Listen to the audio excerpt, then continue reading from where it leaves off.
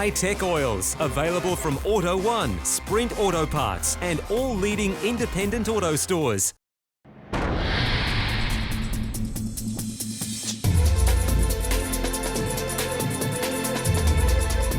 The second round of the Dull Before You Dig Super 6 Series is a big one, with Winton Motor Raceway hosting 2 endurance-style races this weekend.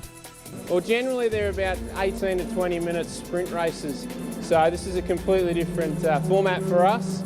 This will be about 30 laps. It will just put us over an hour, which is going to be a bit of a challenge for teams and drivers. Full fuel loads, where the trick is looking after the Bridgestone RE11 tyres. And strategy, of course, with these pit stops will really make it exciting for the viewers at home, that's for sure. The pit stop, so not to give away any time on the pit entry, so really ragged on the way in, don't give away any time in the pit lane, and also not speed, of course, because no one likes getting done for speeding. And just have a bit of a rest, have a break, have a think in the car what it's doing and where you can improve. After a tough start to the season at Sandown, Ben Grice is currently 14th in the standings. So is the pressure on here at Winton? Yeah, we're all in the same boat. It's always very competitive here in the Dull Before You Dig Australian Super 6 Touring Car Series. There's 3 national champions in the field, so it's always tough here, and it's good to race against those guys. With 2 one-hour races here at Winton, round 2 is shaping up to be the one to win for the Super 6 drivers. Because it's the toughest race of the season. This is our Bathurst. This is grassroots touring car racing in this country.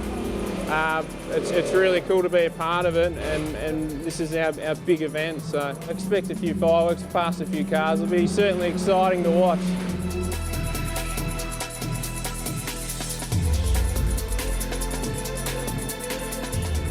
It's been a tough weekend for Ben Grice so far in the Dull Before You Dig Australian Super 6 Touring Car Series.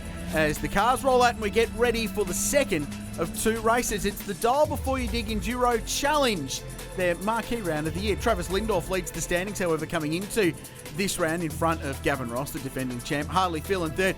Chris Lillis in fourth. Not on that sheet at the moment is Simon Tabernaur, the 2-time champion Matt Nolte.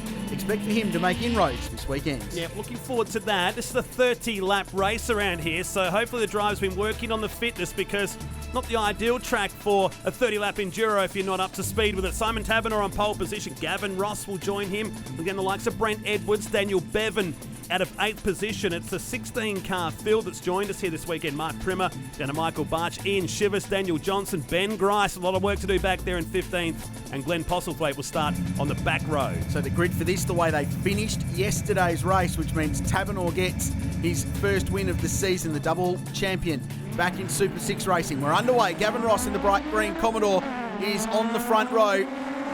Harley Phelan there in the cleaned up Commodore just behind. This is Brent Edwards having a super weekend so far. P5 down into turn 1. He's in that blue and black DPS AU Falcon.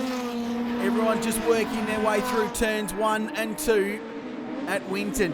And it's great to see Tabernaur back at the pointy end of the field. We're missing Travis Lindorff this weekend, who is another of the key contenders in the opening round of the series at Sandown.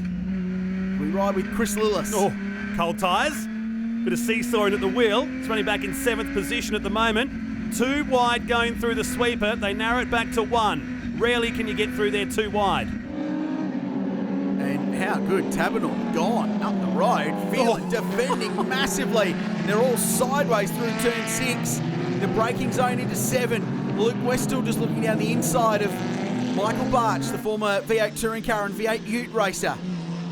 Seriously, this is lap 1, not 29, boys. Settle down. The long race, compulsory pit stop in the middle. Need to spend a dedicated amount of time in pit lane. Some will stop early, some will stop late. Some will stay out. If you're buried in the field, you stay out a little bit later to give yourself track position and try and elevate yourself further up the field. So Tabernaur, Ross, Phelan 1, 2 and 3 for Holden in Saturday's first of 2 races. How can it play out this time round? Just saw Mitchell knocking on the back. He's in one of the older cars, the VN Commodore, further back in the field. Right on cue, he comes into shot. Move. Down the inside of Westall. Those VNs were tough cars in their day.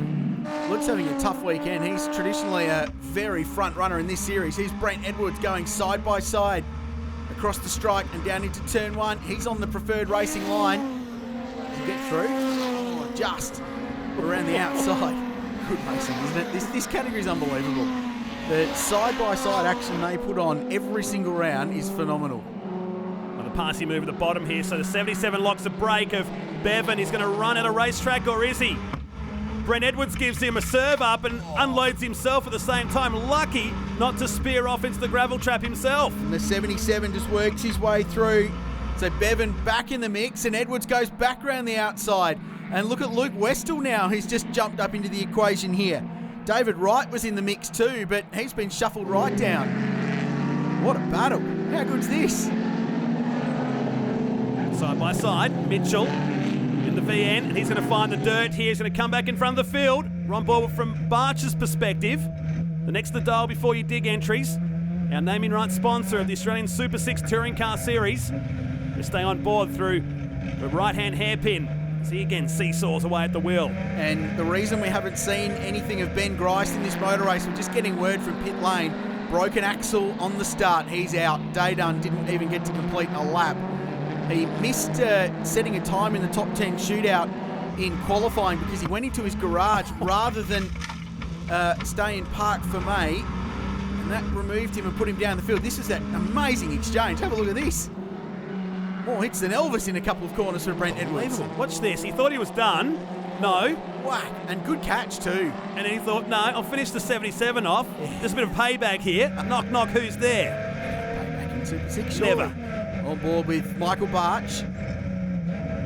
Just behind that VN. How good's that thing running at the moment? What a weapon. Right in the mix. To finish my point on Ben Grice, hauled himself up into 4th place. Amazing drive in race 1 on Saturday as we look for a bit of 3 wide action down the back straight here, and Barch isn't going to find a way through by going around the outside at that corner, and unfortunately had a tyre go down on him and it spat the car off into the sand trap and he was out of the motor race. So horrid weekend for Gricey. He'll look to bounce back at the series next round at Sydney Motorsport Park. The setting sun a bit of an issue now. A bit of chicken going on here. Who's going to blink first? Will it be Rowdy Barch? Yeah, I think it will. Yep, he's clear. Gets it through. Nice move in the dial before you dig car. Teammate to Mark Primer, who's just behind. Back to the front side of the track here. Wow, it's on for an endurance race here. This is Ashley Jarvis in the 22. We're on board with Chris Lillis. It's the battle for 4th and 5th position. Ooh. Lillis will have the move done here, but be on the wrong side for the switch back here. But it's enough. Nice move. How good was that? Just saw Jarvis opening the door a little bit around the gum tree and managed to execute a very nice move. So he gets 1 spot. Still status quo out in front. Simon Tabanor leading Gavin Ross. Harley Phelan's having a super weekend in that clean duck car. Really well presented outfit. So too the DPS squad. The Truck Phones car of Brent Edwards, who's plenty of racing in Super 6, and also the Australian Manufacturers Championship production car racing in a Ford Falcon GT. He's got David Wright behind him as well, the DPS Enterprises machine. Don't mind the green Falcon, isn't that good? Remember Matty Lovell, yes, who was the star of this series for so long, in that Kermit green Ford, bit of a tribute to his idol Dick Johnson. Dramas for Mark Primer. Massive issues in the right rear corner on that car. Broken an axle or diff? Hard to see from here. I think dragging underneath the car. Nonetheless, his race is over. Now the first of the pit stops begin here. So Ross comes in. Now they've got to pull the strip off the left-hand side of the windscreen. They don't have to do any work. There's no compulsory elements to the pit stop. If they wanted to change tyres, they could, but they can't go until the time stops ticking. A couple of cars starting to work their way into pit lane, but it just spices things up, and it means the drivers have to maximise their in-laps, their out-laps as well. You drop a bit of tyre pressure and temperature, so you need to manage that. We should mention congratulations to Gavin and his other half on the birth of a second child just after the Sandown round of the series.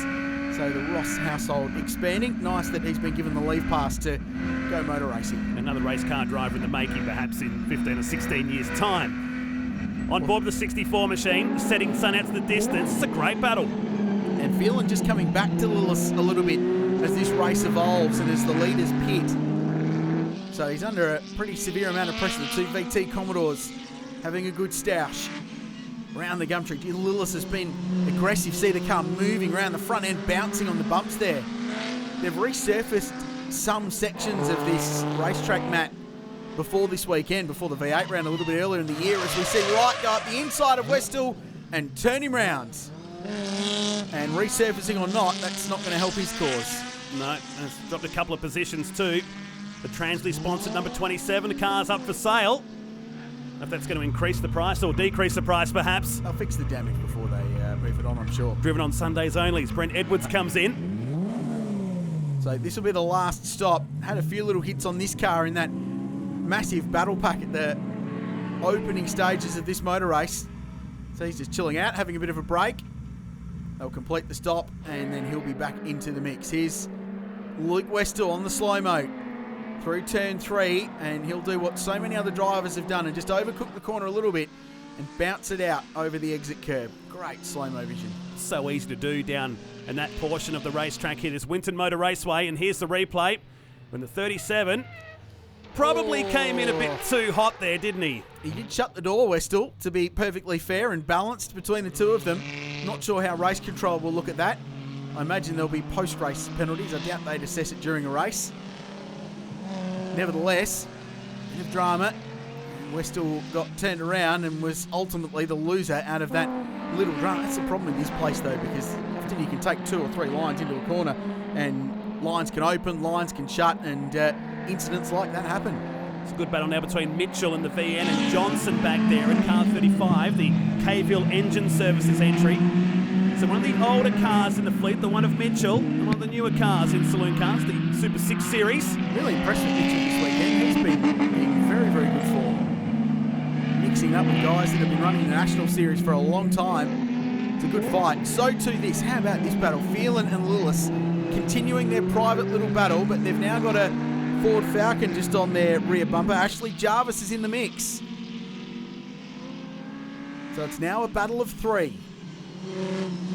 I like Jarvis at the back of this. Always better to be the chaser rather than the leader in these situations. The Master Mole entry of Lillis, who we rode on board with earlier in the race. And the run down to this sharp left-hander, which just brings us back opposite to the pit complex at Winton. And ultimately this for the last spot on the podium too, Matt. So Harley Phelan third at the moment, with Tabanor and Ross having completed all their stops out in front and having their own little war, though they're a few seconds apart. Oh! And that's not going to help Lillis's cause. Very, very wide, and a half spin in the setting sun at Winton. Oh, good correction. Smokes it up to get back on the road. What a shame. And that you'd think will secure Harley Phelan in third, although he's still got Jarvis right behind him. So this battle not done yet. And Jarvis gets a great run out of turn 2. The motor spoke too soon there. And Phelan finds himself under pressure again. Jarvis, what a drive. The Lighthouse Electrical team hanging tough on the outside, and Phelan driving as defensive as he can at the moment. This is for a top 3 position in this 30-lap endurance race. So this is the major battle on the racetrack we need to look at now, because under all kinds of pressure, and remember Phelan in a pretty good points position in the series as well coming into this weekend. He takes that famous defensive line into turn 7 and just squeezes Jarvis out wide. That's fair Winton racing. That's the kind of racing you've got to do at this place to hold your track position. It's all over the back. He's got the better car of the two. You'd have to say that right now, but Phelan is driving the car as defensive as he can as Jarvis rides the curb. Now this is the onboard replay of Chris Lillis. This happened a long way back, locks it up hardcore. And watch this, he's already grabbed a gear, he's already corrected it back on. One of the best recoveries you'll ever see. And he already had the lock on because he was correcting the slide, so he just got the old pendulum effect going there.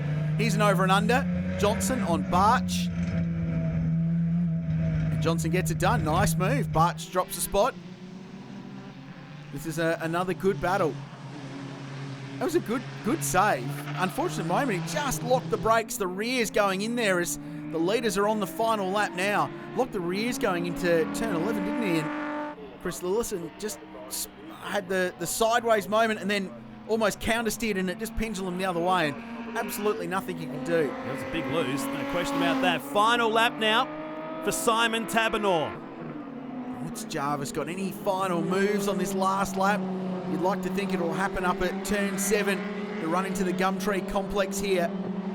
But the Clean Duck car doing a really good job. Here's a Lillis, who's caught up a lot of the time, by driving this car incredibly hard by what I think is fueled by anger after spearing it off the road. See a hint of steam coming out of his head. And that incident before, this battle still rages for third and fourth position with half a lap remaining. Yeah, Phelan just driving defensively and hangs it out on the exit. Cost him exit. Here's the winner, Simon Taberner. The double champion is back in Super 6 racing and he's back on top. A double at Winton and wins the round. Massive margin. Nearly 17 seconds at the end. Gavin Ross will get second, but it's not over for the podium position here.